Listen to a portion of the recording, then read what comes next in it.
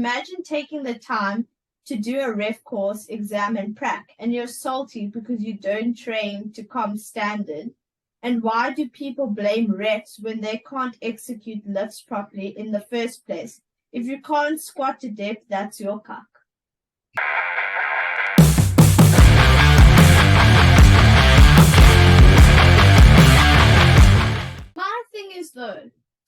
My thing is though, you could have done the qualification and still gone into gym the very next day. That's the thing. I could have. It would have been cack. No.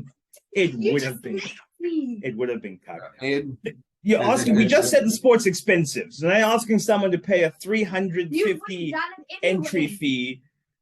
You would have done it anyway. No, I think they made the right call. You would have done it anyway. I think they made the right call. No, they didn't. Do your invite because someone that totals 300 but weighs 200 We don't know. We don't know that they're limited because I would imagine they did this to have the biggest number of people entered as possible. Yeah, so you as an athlete, now you're gonna have a long day of competing. Not if they make it 3 days after the entries come up. You don't know they won't. The high school kids, they said Saturday, Sunday, because of the high school. They make the high school compete on the make them compete on the Saturday. Your argument, Ed, no, we should have done a qualifier. No, Ed should have done a qualifier. Everyone should have qualified. Yes, everyone should have earned the right to be there. Full stop. Yeah. There's no two ways about it. At the Arnolds. Man, stop gatekeeping the sport. We're not gatekeeping. You're gatekeeping. Hey, that's the definition of gatekeeping. Gatekeeping, opening, whatever. It is what it is. Everyone needs to qualify. Nationals, you don't do nationals. That's why we have qualifiers. That's why RPC has had secondaries, because the people that can't compete or can't qualify do secondaries. 100%. I disagree, but let's agree and disagree. I disagree. Tell us in the comments. Well, what is your opinion? Put in the comments. What's your opinion on that? Okay, now this is the juicy part, and we reiterate that this is not from us. This is from the powerlifting people. Okay. Let's say, why is Coach TK and his athletes always getting injuries so often? No disrespect, just an outside viewpoint. You as a coach. Are they? Go. Are they? I just know of TK that's experiencing what is Q. He's QL right now. That's all I know of. And maybe Daniel, but Daniel's moved from him. Yeah, I think Daniel's with Kurt. Yeah. You're the Cape Townian. What's going on there? Is there something going on? They don't compete often. That's the only thing. It's not that they're constantly injured. It's just that they don't compete often. That's the only thing with them. So they compete when they need to. Yeah, literally. So for instance, TK isn't competing this year. He's only going to compete next year. And I think even before his injuries, he stated that I think because he was on our podcast, he said that he has a specific total in mind, and if he can't get that this year, he won't compete. So they're very strategic about how they approach competing and training. So it's not that they're constantly injured. It's just that they don't need to... gets injured. Yeah. OTG has a lot of people that are injured. We have people that are injured. Like, it's not just TK. If you also define injury, because I don't know who Coach TK's athletes are, so I don't. Maybe this person has like specific info I don't know about, but like there's injured, and then has a niggle. Like there's a difference between those two things. Like are they injured or are they niggly? You guys were frozen for a whole minute. I didn't hear anything you said. Ah, shit. I was saying, and now you're frozen again. Is this me or you? Who is this?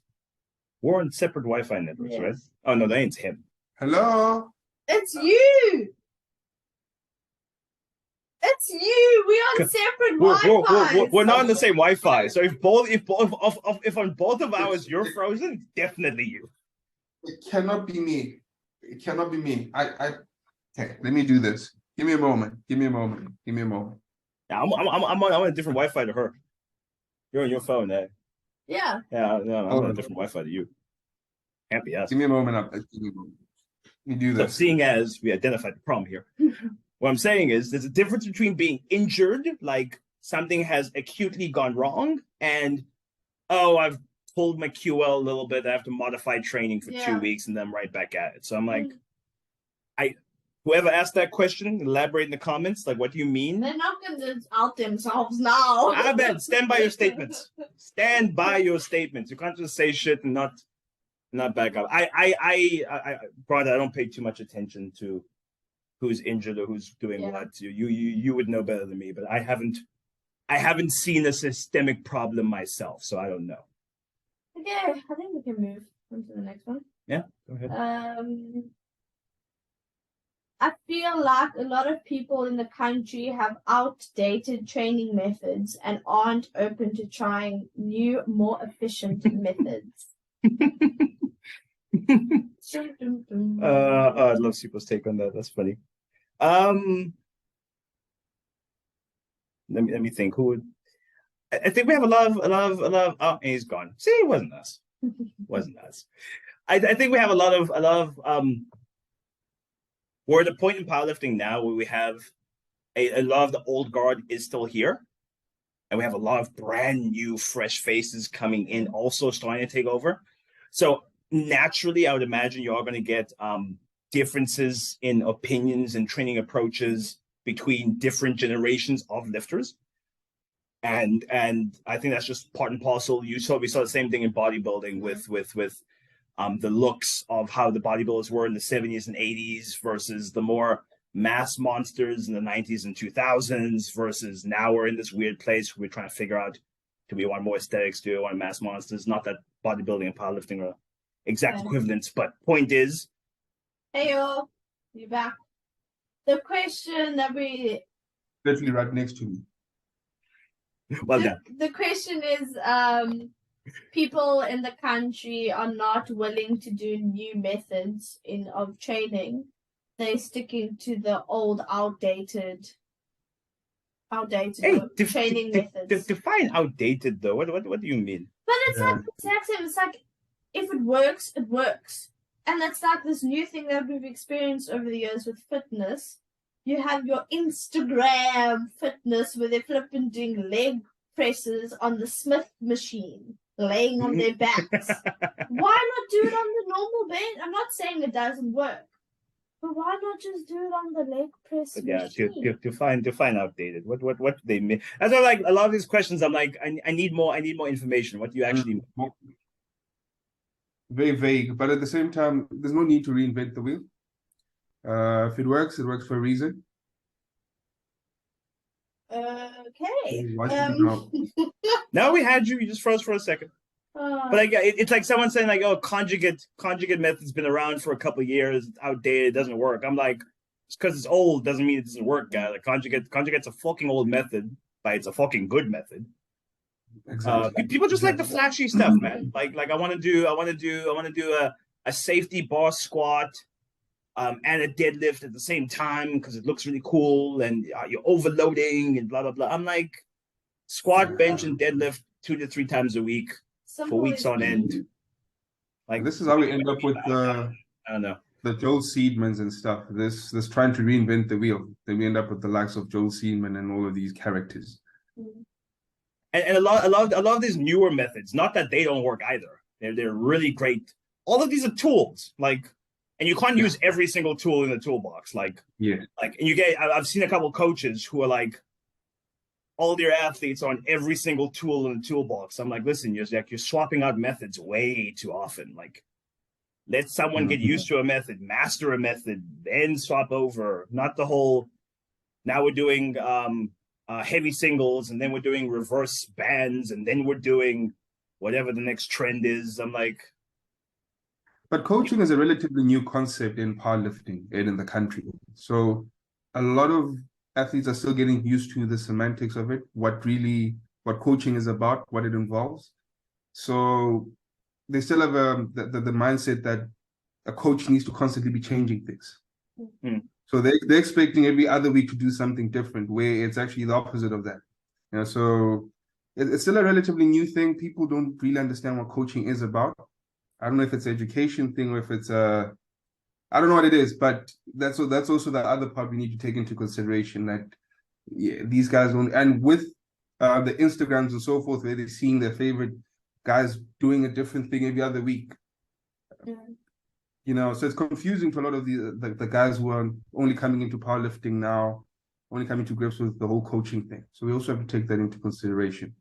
I have a related tangent. Okay. I don't know how you feel about it, but it's grating my tits. Okay. Everybody and their grandmother is a coach now. Guys, hey man, so bad. It is grating my everybody. I'm like, you started powerlifting yesterday. Suddenly you're a coach with other athletes. I'm like, you have 1 year. You studied 1 year PT. If even. Oh, it grates my tits. I think this is where there are certain things that there needs to be some sort of gatekeeping, for lack of a better word. I think coaching is one of those things. Yeah. You need to earn your stripes. We need to be able to show us why we should trust you as a coach. There needs to be a committee that you can submit some sort of application to with your experience and so forth, so that we can say, right, now you're okay, you can go out there and be a coach. Because I think IPF does something like that. You're only allowed to be coached by an IPF approved coach. So you're not allowed to actually, if you're not an IPF approved, I'm not going to name names, but if you're not, then you're not allowed to be in the warm-up areas, blah, blah, blah, blah, blah, that kind of stuff. Which makes sense. That's one thing we can learn from IPF, I suppose. Those sort of things, because they really do keep a lot of nonsense under check. Because as you said, we have a lot of youngsters, people just, okay, how do I make a little bit of extra money? I'm a coach now. Yeah. I'm not gonna name names. There's one coach I'm thinking about in particular who was like, they weren't the first person to annoy me, but once they started doing it, I was like, listen, you suck as an athlete. Like you're and not through any fault of their own, they're still new. So of course they still suck. Two, I'm like, you're not done with your academic background. So I'm like, you're because to me, to be a good coach, you need at least 2 of 3 things. You need to, as an athlete, have achieved something notable. Yes. You need to have an academic background in whatever you're coaching. And you need to have a portfolio of evidence of other people that you've coached. If you have 2 of those 3, you're a safe-ish bet. So I'm like, you're brand new to coaching, so you don't have a portfolio. As an athlete, you suck, and you're in your first year of academic background. I'm like, you should not be handling athletes. But again, there's a lack of patience in powerlifting. Everyone wants things now. Everyone wants to be a coach now. Everyone wants to be the top guy now. So that whole thing of working 5, 6, 10 years, that's gone. Everyone's looking for a shortcut, and now it's moved from competing to coaching. And that's just not to toot my own horn, because maybe I waited too long, because I am notoriously my own biggest critic. But like, before I coached my first athlete, I had been powerlifting for 5 years and had an honors degree in biokinetics before I coached my first athlete. And even then, if you'd asked me, are you a good coach? I would have told you, I'm probably shit. I don't think I know what I'm doing yet. 5 years of powerlifting down the road. And only now, the last couple of months, have I started, I'm taking my powerlifting coaching a lot more seriously. I'm getting a reasonable athlete portfolio. That's almost 10 years of powerlifting under my belt, and a master's degree in human movement science, where I focused on strength training. And only now I'm like, I think I'm a pretty slightly above average coach. Am I the best coach in the world? I don't think so. There's a ton I can still learn. But I'm like, I can handle a couple of athletes now. So when I look at people who are like they've finished half a year of studies for personal training. I'm like, fuck you. If I don't know shit, you really don't know shit. But again, it goes back to the whole thing I said with gatekeeping. There needs to be some sort of, I don't know what it is, that can be drawn up, where you have to have a certain level of number of years that you've been in the sport. Firstly, you have to have achieved some certain level, at least an elite one. Have an elite one total before you become a coach, at least. And then maybe we can consider you with, let's say, 3 years of experience. Then maybe we can say, okay, this one can be a coach. Now, you don't even you've been in the sport for 6 months. Your total is subpar, and then you want to coach people. Yeah. Like part of me, because powerlifting is so small, wants powerlifting to be accessible. So I'm not a fan of like overly gatekeeping, but like I feel like coaches like that, super inexperienced ones, are the ones who are injuring people. They're the ones who are like messing people up. And we have newbies now, like, if I do powerlifting, I'm going to hurt myself because I tweaked my back 3 months into it, and now I never want to touch it again. I feel like that's actually hurting the sport in the long term. Now, certain things have to be safeguarded in. And I think one of the things is coaching, as you said, because it can put a dent on the image of the sport. So certain things have to be safeguarded. As much as you said, we don't want to put too many restrictions, but this is one of those things that there has to be some sort of restriction. Otherwise, hey, man. Speaking about I can go be a coach. Yeah. We've got a couple questions about reffing in powerlifting, okay? So we have two, so these three that says we need to stop making random people ref events because they took a ref test that says they are now ref. They mess up our lifts. Number 2 says, seen very questionable judging on squat depth, seen many high squats get white lights.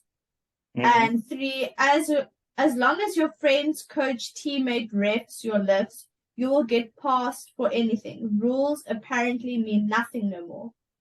Then we have people that feel very against this. It says, imagine taking the time to do a ref course, exam, and prac, and you're salty because you don't train to comp standard. And why do people blame refs when they can't execute lifts properly in the first place? If you can't squat to depth, that's your cuck. that was a lot just now. That was a lot just now. Now, I think there's some truth to that. I think there needs to be some sort of, if your athletes are coaching or if your friend, there needs to be like, I don't know how to explain it. Like there needs to be a certain amount of people need to be neutral and impartial. Like you can't be a ref and like your friends and your athletes are competing. I think that also blurs the lines. I see both sides to that. On the one hand, I think we have a shortage of good refs in general in the country. I think we have a shortage of good refs. Mostly because the people most invested in the sport are athletes. And I know for myself, like, listen, I don't enjoy reffing. I think it's boring as cuck because I'd rather be on the platform actually competing. So I'm part of the problem because I don't want to be a ref. A. B, as a coach, like I'm not a great candidate to be a ref either because I'm like at nationals now. I'm going to have athletes at nationals. I'm not a great candidate to be ref. I can try as be as unbiased as possible, but if it's a 50-50 call, I'm most likely swinging it to my guy. If it's a true 50-50 call. So I get why it's like we have a shortage of refs. So I get why you get situations where the ref is reffing their friend or their athlete or whatever. Because again, you're going to have lots of friends in the sport because the sport is so small. At the same time, though, I can see how that's super unfair. I think for what you can take out of it is like when Yonesi refs, she steps back. If Zane or Andre steps on the platform, she steps back. That's true. She doesn't ref her family. Fair. How you feel? With friends, it's going to be a bit trickier. As you said, it's a very small, very tight-knit sport. So you're going to have refs constantly changing, and we don't have that number of refs, a lot of number of refs in the sport. So how are we exactly going to control that? And on top of that, we're saying that, okay, I agree that you can't just take a test and sit down for a few attempts and then all of a sudden you're a ref. And I'm not throwing shade at anyone. I'm just saying, again, it's one of those things that has to be, there has to be some sort of gatekeeping to it to maintain a certain level of standard, if I may put it that way. There has to be a certain level of, There's a comment that says coaching business needs to be able to differentiate between themselves and a federation. So with reffing, what I feel is there needs to be a committee. And in that committee, you're not coaching anybody. You're the head of that whatever federation. And you are the refs. Not the coaches coming in or athletes coming in being refs and being part of the committee. There needs to be a committee that are the refs and are not involved in any aspects of coaching or anything, but just heading up that federation. If that makes sense. In a perfect world, yes. Yes. But we don't have the depth in the sport for that to ever happen. If you're interested enough in powerlifting to want to be part of a reffing committee, you're probably interested enough in powerlifting to be a powerlifter yourself and to be coaching other people in powerlifting. You're not going to get someone who's like, I'm happy just being the ref. It's normally, I love powerlifting and I'm happy to sacrifice and be a ref. I don't think anyone strives to be a powerlifting ref. That's a I have to do this part to help out, but I don't think anyone's like, oh, that's my first love and I'm cool just being the ref. This one, I'm on the fence with this one because part of me feels like, okay, there should be some sort of, as I said, restriction to becoming a ref. At the same time, the second part of it, where you're saying that you can't ref friends, that's going to be very difficult, and I think it's not realistic. I think it's more of the coach athlete. Friends are okay, but more of it's my athlete. And I'm gonna give them. Yeah, listen. Like if your friend does well, whoop-de-doo. But if your athlete does well, that has actual benefit to you. That's a little red flaggy. Okay, I can agree with that. I think if you are reffing and your athlete is on the platform, then you can excuse yourself. I think you should. It makes sense. But again, you're in a comp. There are only 3 people who are qualified to be refs on the day. You one of the 3 has an athlete there. What happens when the athlete steps on the platform? It's tricky, man. It's tricky. The sport is small. It's some of the things we have to now look at them in perspective. Really understand that the sport is not big enough for us to do certain things. So unfortunately, this is one of those things we'll just have to, for now. But I think the sport is big enough to have the executive committee be the refs and not have coaches. Because I feel like there's enough people that aren't coaches that are in the executive committee. I'm not too sure what RPC looks like, but in WPC, you have Johan. I'm not sure. I don't think he has any athletes. Like, I'm not going to remember all of them, but you just need 3 refs. You just need 3 people that are not coaches. You have Zane, Yanesi, and you need 1 more person. You know what I mean? Yeah, but then you're also asking those 3 people to be the refs every single time you need. Level. I think at a national level. Yeah, but there's 2 days of full day competition. Then you can't just have 3. You need more. Sport is a bit too small for us to do that at the moment. It's a fair point, but at the moment, it's one of those things that we'll just have to take on the chin.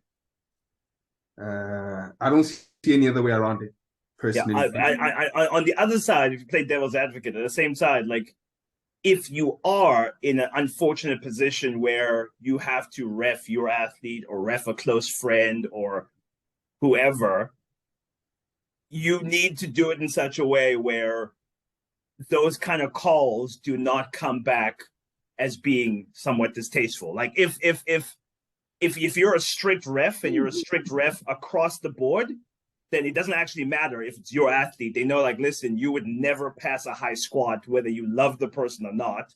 Then it becomes like, yes, it's a conflict of interest, but we don't mind because we know you to be 100% fair ref.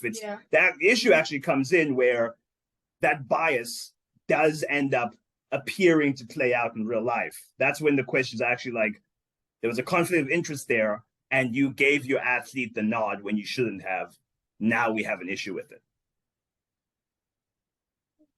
But it sounds like more of a people thing than a concept thing. It's all a people thing. This entire sport's a people thing. Two statements, questions left. I have to go through all of them, guys. We've been on this a while now. Yeah, no, but okay. You can choose. No. Yeah.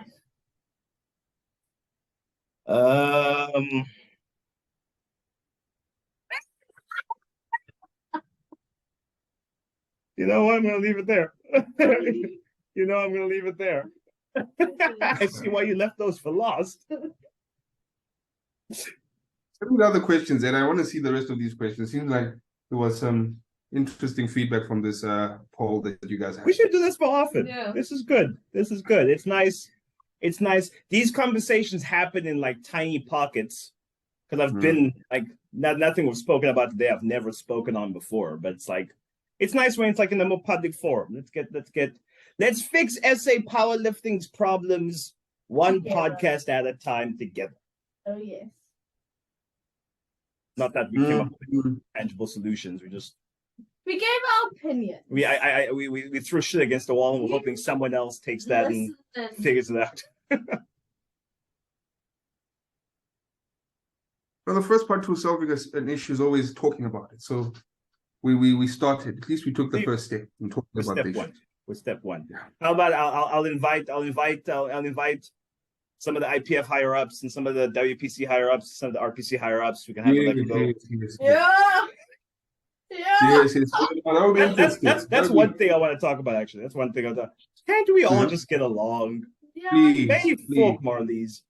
Please, it's time now. Hey, it's like about time. We're too small to be fighting with, because now I actually don't know too well what the interpersonal politics are, but just mentioning having those three federational heads in one room together, it instantly feels like there'll be conflict, like instantly.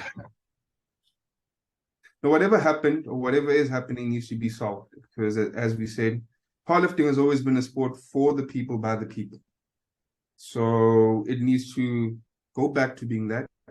I still believe it is that. There's just a few things here and there, but whatever's happening just needs to, let's just get along, move on. This is just my opinion, but I don't think there's actual in the recent years, I don't think there's been really issues between tested and non-tested.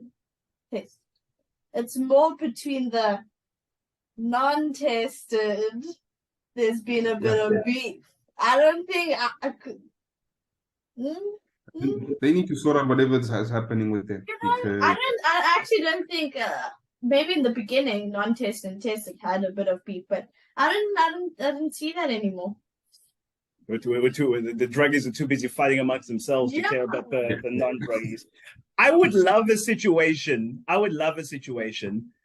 And to be honest with you, and that's the thing. I feel like the drug tested federation, they're very much like IPF is the one. IPF is the one true God.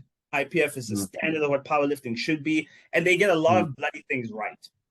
They get a lot of bloody things right.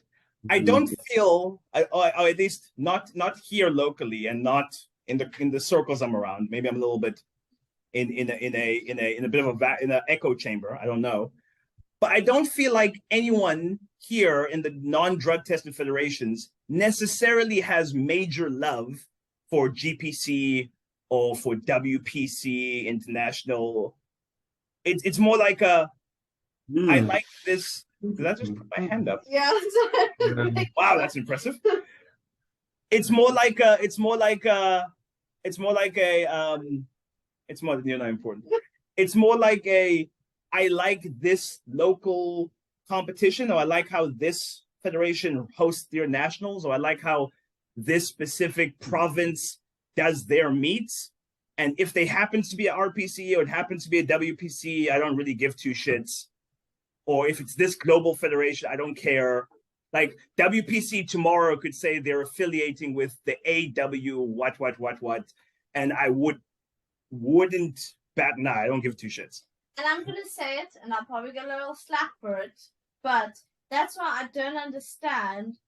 Because we could have always done a WPC or RPC, and you could have chosen whichever nationals.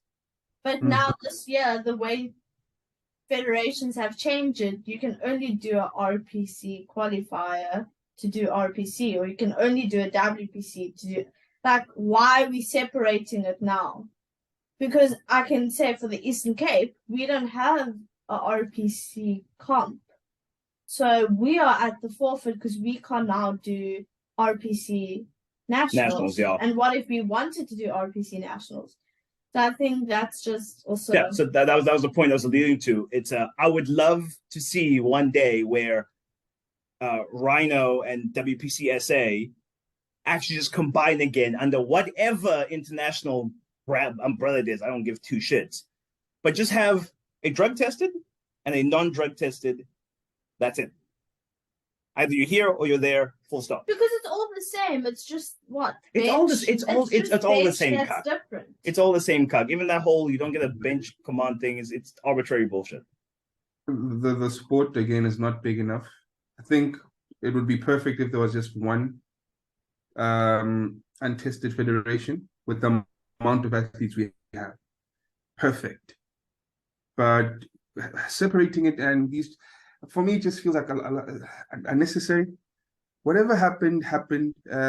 Maybe we can get them in a room, as you said, have a discussion about it, see what happened, the perspective that one federation might have about what happened, and then try and meet them in the middle to sort all of that out. Because again, all of this back and forth and all of this tension over something that is a hobby, for lack of a better word.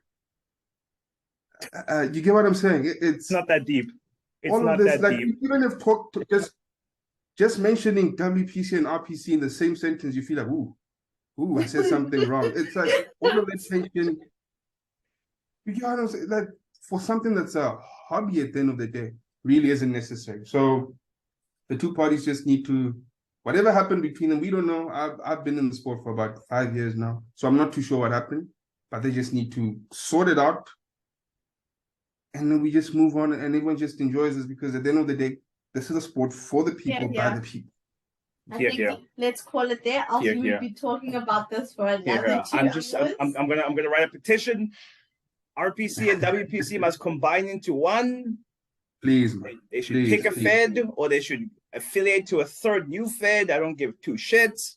I just want everybody to get, because imagine how awesome that nationals would be. Yeah. If you get the plus minus 100 people from RPC and the plus minus 100 people from WPC all in one, fuck, man, I'd be sick. That alone would be like a 4-day event. That would be. Then like, listen, we're all going head to head. It's competitive. Yeah. It's lacquer, and then let the drug-free guys do their thing on the side, which is fine. Love them for it. Yes. We all split. But do you think this is it now? Just a quick question here. Do you think with the drug tested guys, because they only have one federation, do you think if they had the options that we have, that they'll still be as devoted to the IPF? I think especially I think the issue is drug tested federation. IPF is leaps and bounds ahead of all the. I think there might be another 2 other or 3 other drug tested federations. IPF is leading the charge by a mile. So it's any other federation, you are tangibly stepping down in quality of events and the money available for events. Because if you watch like an IPF live stream, even like at the SA level, it fucking looks legit. They have 3 camera angles. Everybody's in suit and tie. The spotters are on fucking point. They can do 3 separate meets on one day. Like each meet takes like 2.5, 3 hours. And it's like, okay, brand new set of lifters, let's go. So they efficient as fuck, which I have to applaud to them. Listen, they look like pros. When they host an event, it looks like a fucking professional thing. It's a little bit too polished for my liking. I like the loud music and the swearing and I have more fun doing that. So it's a little bit too polished, but they do a fucking good job. All the other drug tested federations don't do as good a job. The non-drug tested ones, though, I don't feel like we have that's the standard and everyone else is trying to catch up. They're more or less even.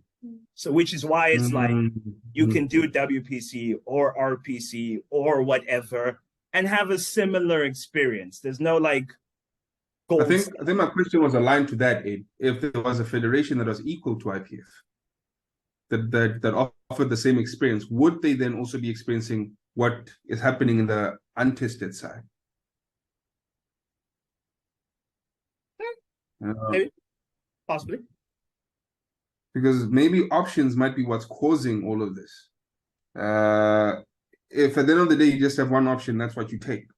But if you have actually, there is another, what they call themselves, 100% raw.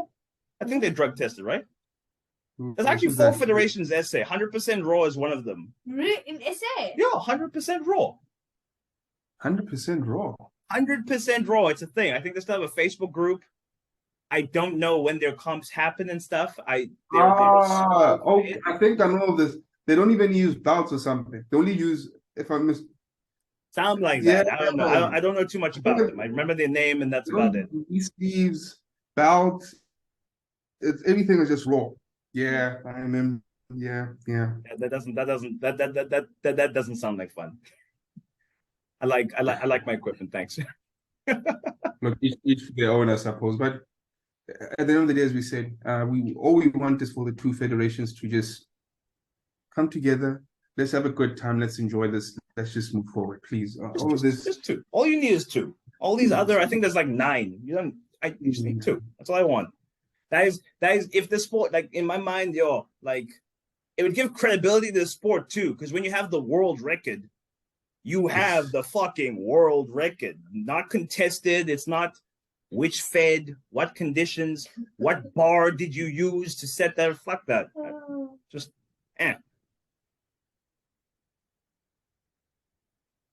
nice. 100%. This was fun. This was fun. We should just go often. Yeah. I'm hungry now. 100%. We will. But I think, let me not say anything so we can end this. Otherwise, I'm just going to keep going. We'll have a part 2. We'll have a part 2. If everyone watching is keen for a part 2, comment down below. Send us a DM. This is a spicy one. I'm sure. There's about 25% of viewers make it to the end of these podcasts typically. Actually, quite good. That's not bad because I don't think I could listen to me for an hour and a bit. We're going to have to edit this. Siebes, thanks so much for your time, brother. I still say you should do nationals. I'm very upset you're not doing it. I know. It actually hurts my soul a little bit inside. I died. You will heal. Don't worry. Beef and have made this big hoo-ha. Made people waiting. Now we're like, and I'm here. I'm like, let's go head to head, same comp. Not even. Hey, go do your thing. You better make sure that you beat my total. Otherwise, all of this nonsense you've been saying, if you do not beat 870, you better not say a single word to me after that. Otherwise, it's coming. Don't you fret. 7 weeks. 7 weeks. It's coming. Yeah, 7 weeks. And then I think I'll be competing on the 10th of June. So whatever you do, just add about 30, 40 kilos on it. And that's what I'll be doing. First of all, bitch, please. Second of all, what's on the 10th of June? What's happening? Let's add sleeves to that. In sleeves. What comp is that? What's 10th of June? It's there's a qualifier here in the Western Cape for RPC Nationals. That's the only comp I could find around that time. Okay. So no, feel free to come down. So I can teach you a lesson on home ground. I'm a nice guy. I'll even host you. I'll feed you. I'll do everything. Don't worry about it. I'll take care of it. And here I was thinking, like, nah, man, I'll do like a decent thing. I'll add a couple to like 870, but I'll cruise. Gandhi, you just want me to show my hand first so you can leap over. I see you. And whatever you're gonna do, just know that Isn't the bet until the end of the year? The actual bet, what the original bet was, is Who gets 1,000? whoever gets 1,000 first. There was no timeline. That's obvious. It's Bitch obvious who's gonna get 1,000 first. Bitch. Okay, there's absolutely no way. Okay, we're gonna start a whole thing now. Goodbye. Make sure you eat. Make sure you sleep. I want you rested. I don't want any excuses come June. Don't worry about it. All right. Cheers, bud. Peace, everyone. Cheers, guys.